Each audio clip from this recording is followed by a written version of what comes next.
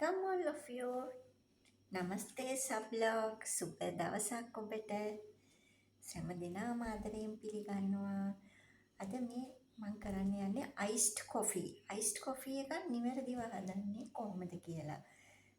ගොඩක් වෙලාවට මම ඇත්තටම අයිස් කොෆි සඳහා මම අරගෙන තියෙන්නේ ෆ්‍රෙෂ් කොෆි.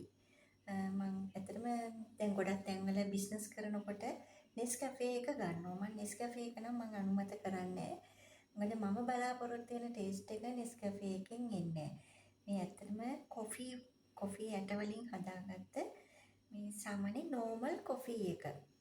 මේ කොෆි පවුඩර් ඒක තමයි මේ ගත්තේ. මේක තමයි හොඳටම ටේස්ට් එක එන්නේ.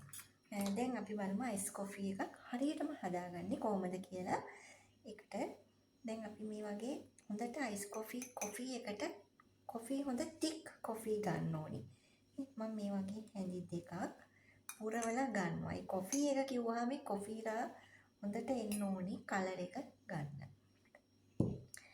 දැන් අපි ඊළඟට මේකට හොට් වෝටර් චුට්ටක් දාන්නේ කෝප කාලක් වගේ.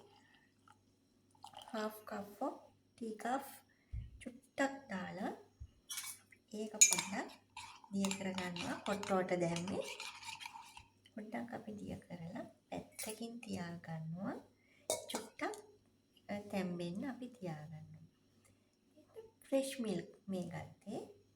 අපි දැන් ෆ්‍රෙෂ් මිල්ක් වලට සීනි ටිකක් දාලා ඇස්ති කරලා තියා ගන්නවා.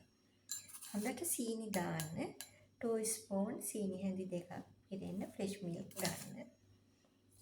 මම ෆ්‍රෙෂ් මිල්ක් අරගත්තා. ෆ්‍රෙෂ් මිල්ක් ගන්නවා නම් thick ෆ්‍රෙෂ් මිල්ක් ගන්න ඕනේ. මිල්ක් පවුඩර් ගන්නවා නම් මේ විදිහේ හැන්දකින් 3ක් ගන්න. 3 spoon milk powder or fresh milk, thick fresh milk 1 glass. Okay.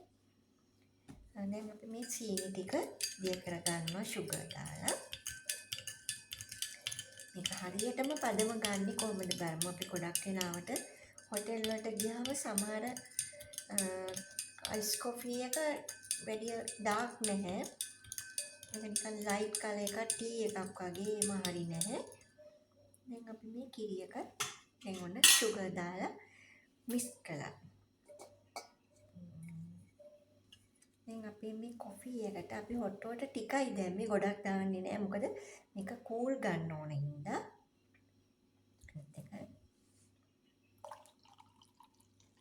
බලන්න ෆ්‍රෙෂ් මිල්ක් අපි ඒකට දාගන්නවා.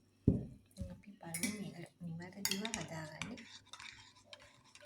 දැන් මේ iced coffee එක මම මේකට හදලා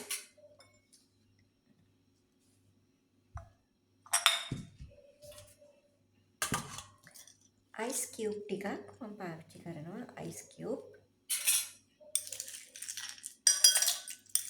පුළුවන් තරම් තද මේ කූල් එකක් මේකට අවශ්‍යයි. ice coffee එකට හොඳට කූල් වෙන්න ඕන. මේ ෆ්‍රිජ් එකේ තියලා ඩීප් ෆ්‍රීසර් එකේ තියන්න එපා. normal freezer ඒක තියලා හොඳට තද කූල් එකක් ඕනි.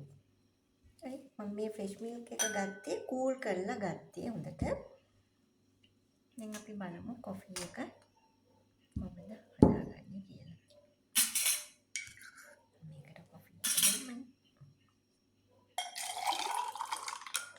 මම ඉස්සෙල්ලා මිල්ක් ටිකක් දැම්මා. අපි තව කොෆි එකේ අයිස් කොෆි එක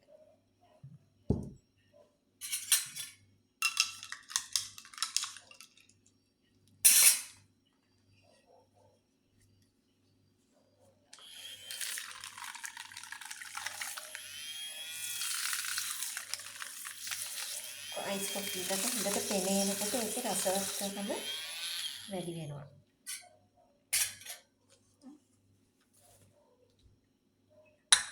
පොඩි ඩෙකොරේෂන් එකක් දාලා